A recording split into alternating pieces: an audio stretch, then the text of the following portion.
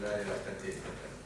Yo he preparado una charla, o sea, muy divulgativa y muy dinámica, que seguramente pues para charlar un poco casi coloquialmente de lo que es la agricultura. Es un tema en la Unión Europea de la agricultura, es un tema prioritario. De hecho, hay un proyecto que están buscando, que es un proyecto que quiere hacer la red molecular para esterilizar todos los peces de la agricultura y para que que se haga una investigación básica muy importante para poder trabajar en la agricultura con peces estériles.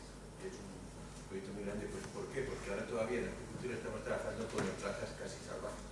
La trucha, que son de los más antiguos, tiene un poco de control de domesticidad, pero muy poco. Pero luego, todas las especies que vayamos haciendo, cuando se empiece a meter la ingeniería genética en eso, van a alejarse más de lo que son las especies que se van a criar. Y entonces están viendo las ventajas tremendas que tendría trabajar con peces estériles.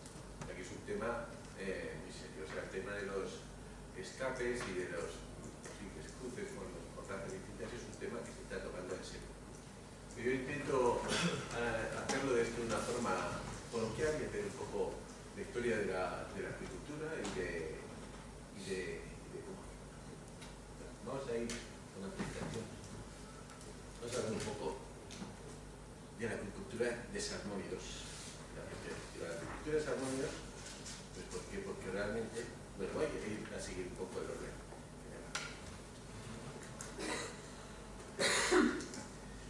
Primero quería definir lo que es la agricultura, que es el cultivo de organismos acuáticos, como saben, y donde el hombre entra en los procesos para evitar la cultura del grupo. O sea, tú puedes ver distintas, pero luego también un tema que está muy claro, que es que los individuos o asociaciones que ejercen la agricultura son propietarios de la población bajo cultivo.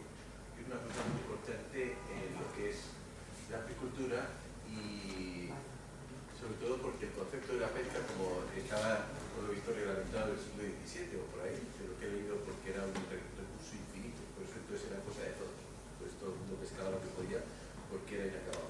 La agricultura está cambiando. Y todas estas cosas lo digo porque tienen mucho que ver en lo que estaba intentando explicar de la pesca, lo que es la agricultura, porque la pesca de los ríos, sobre todo, que es lo que estoy hablando, todavía se considera un recurso alimentario y es una cosa de todos. Entonces, lo que es la gestión de esos peces es realmente complicada porque es mercenaria. Entonces, es una cosa complicada que realmente la agricultura tendría mucho que decir porque podría influenciar en lo que son los procesos de introducción, o sea, dirigir la producción de los ríos hacia esas especies que son más demandadas. Eso lo puedes ir. Voy a hablar de antecedentes en España, que estamos en la casa justo donde fue director del Museo de Ciencias Naturales, Mariano Argaez, que fue el precursor de la agricultura en España. Este le propuso al rey Francisco, pues que era en la época de los reyes ilustrados, donde se ponían en funcionamiento todos los recursos naturales. Entonces, por eso casi se cerraron casi todos los bosques que quedaban en España. Privatizaron todas las pertenencias de la iglesia, pero en cualquier caso tenían su historia poner en funcionamiento y en valor económico los recursos naturales, y entonces promovían la agricultura. Entonces convenció a los reyes que hiciera la primera piscatoria centro hidrológico en la granja. Es curioso porque todos los reyes de Europa tenían uno, estaba en los jardines de Windsor, la reina Victoria, estaba el emperador de Austria, todo el mundo tenía su pequeña piscatoria. Entonces justo en este caso. Tenía aquí justo viene en el libro que escribió en 1864, precisamente esta historia dice que el gobierno de la reina introduzca esta nueva industria de la península, que le dé impulso, que la fomente y proteja en cualquier punto de sistema. Que es una cosa. En cualquier caso, esto ya tenía todo el concepto que quería decir de la agricultura inicial, que todo lo que querían es dar de comer a los ribereños. O sea, antes los peces de los ríos servían de proteína para los ribereños. Y entonces, por eso se consideraba que era una cosa estatal poner a disposición de los ribereños, pues, peces, porque era un alimento que tenían que era de lo que tenían. O sea, que ha cambiado brutalmente en España, porque ya lo de pescar en lo que es los ríos es puramente un deporte y nadie va a comer. O sea, que eso es una cosa que ya es una historia. Sin embargo, la reglamentación regulación todavía va como si se fuese a poner al río. Yo creo que está pasando un poco como en el agua de mar. Entonces a lo mejor hay ciertos límites y la gente puede gestionar un poco sus stocks en algunas bahías. No sé si a lo mejor eso es un sueño, pero seguramente según va acabándose el recurso,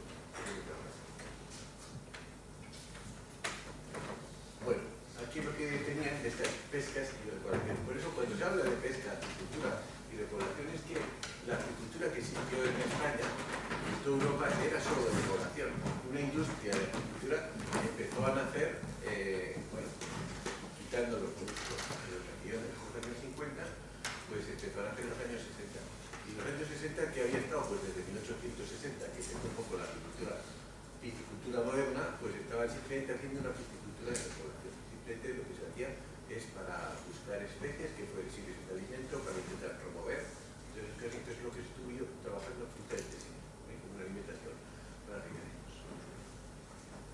Hoy es completamente distinto. Si quiere hacer repoblaciones, pues ya se tiene que hacer de una forma distinta. Hay muchísimas formas de hacer repoblaciones. Hay desde repoblaciones que se pueden hacer para generar los puntos intensivos de pesca deportiva, o sea, hay repoblaciones que se pueden hacer solo para recuperar poblaciones autóctonas extintas. Eso está muy típico por ahí. El único problema que están teniendo las repoblaciones y eso es que si no generan una actividad económica detrás, pues luego no hay dinero. Entonces, por eso muchas de las repoblaciones iban justo a las especies que eso sí que tenían un valor detrás, o sea, las especies que tenían o carne o un valor productivo. Vamos a seguir. Aquí. Esto lo tenía también muy divulgativo. Esto es muy obvio, pero esto es comparativamente lo que era una larva, un pez marino planctónica, con lo que es una ley recién eclosionado de un salmón, que es el salmón atlántico, pero de lo mismo. Esto es simplemente para ver la dificultad técnica que se encontró y por qué se ha retrasado tanto la agricultura en el mar, la producción artificial de alevines, con la producción de salmónidos, aun siendo dificilísimos los salmónidos como eran en principio, y tenía que inventarse toda clase de cosas para darle comer a estos peces, se absorbía la retícula picolina. Pero vamos, encontrar todavía lo que nos han contado justo en la charla de algas, pues es muy... O sea, todavía se está investigando, porque realmente esas larvitas hay que encontrar un alimento que tiene que ser de aproximadamente, será de unas 30 o 40 micras, que tiene que ser constante en su composición. O sea, que encima tiene que no disolverse en el agua y encima tiene que ser digerible por la larvita esa. Eso es una tecnología que todavía no existe. O sea, que es una nanotecnología tan calibre que todavía no existe. Entonces, bueno, pues en Agua Dulce se contó con la suerte inicial de los salmónidos que son fáciles de desovar, ¿no? Muchísimo más fácil que desovar que los peces marinos, que tienen ciclos ovulatorios muy complejos. Entonces aquí una vez que están maduros simplemente mediante un masaje abdominal, sin más, pues salen los huevos, luego se fertiliza con los machos, tienes unos huevos razonablemente grandes y esta es la larva con la que te pones a trabajar. Y entonces esto es lo que ha permitido pues hacer los salmónidos y toda la actividad de los salmónidos. Dentro de los proyectos de repoblación, ahora lo que tiene que ver con la biodiversidad. Nosotros se ha pasado de que, bueno, realmente el conocimiento que existía antiguamente se conocía las especies, no se conocía de las razas o de las variedades.